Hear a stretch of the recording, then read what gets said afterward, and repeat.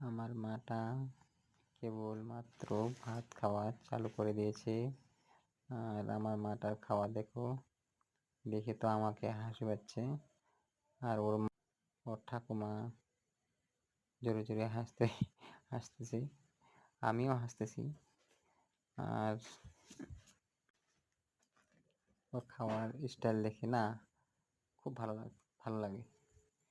দেখো কিভাবে খাচ্ছে, একটা দুটা করে। আমি যখন জলের বোতলটা আগাই দিলাম তখন কিরকম করতেছে দেখো দেখো বন্ধুরা, দেখো এই দেখো কেমন করে দেখো আমি যখন